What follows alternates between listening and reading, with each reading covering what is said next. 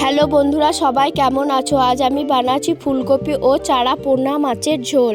চলো রেসিপিটি দেখা যাক। প্রথমে মাছগুলো কেটে ভালো করে ধুয়ে নিয়েছি।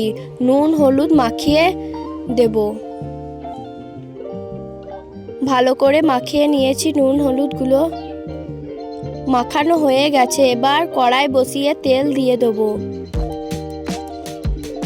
তেল ভালো মতো গরম হয়ে গেছে। এবার মাছগুলো একে একে ভেজে নেব। উল্টে পাল্টে একটু লাল লাল করে ভেজে নিতে হবে। ভাজা হয়ে গেছে, এবার তুলে নেব। সবগুলো মাছ ভাজা হয়ে গেছে। এবার ফুলকপি ও আলুগুলো একে একে ভেজে নেব।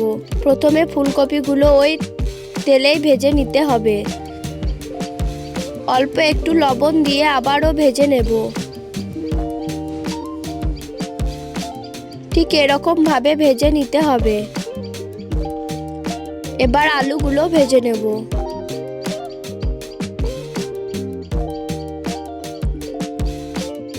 আলুগুলো ভাজা হয়ে গেছে, এবার তুলে নেব। এবার অন্য একটি কড়াই বসিয়ে অল্প সর্ষের তেল দিয়ে দেব।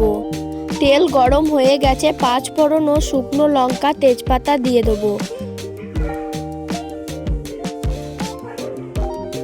পেঁয়াজ কুচি দিয়ে দেব। ভালো করে নাড়াচাড়া করে নিতে হবে।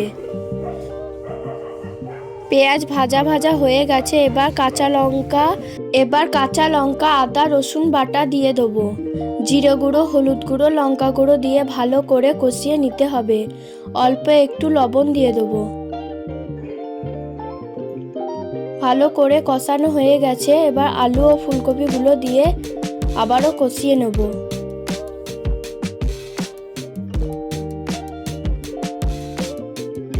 কষানো হয়ে গেছে, এবার জল দিয়ে দেবো।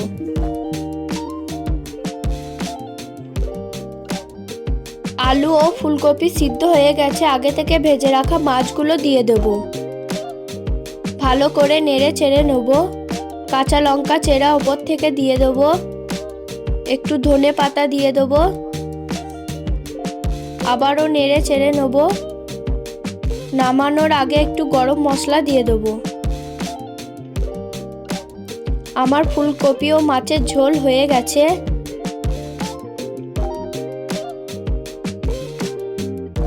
ফুলকপি ও চারা পোনা মাছের ঝোল খুব সাধারণভাবে করেছি। তোমরা চাইলে এরকম ভাবে একবার বানাতে পারো। সুন্দর হয়েছিল খেতে। ভিডিওটি ভালো লাগলে লাইক কমেন্ট শেয়ার করে দেবে। ভালো থাকবে। বাই।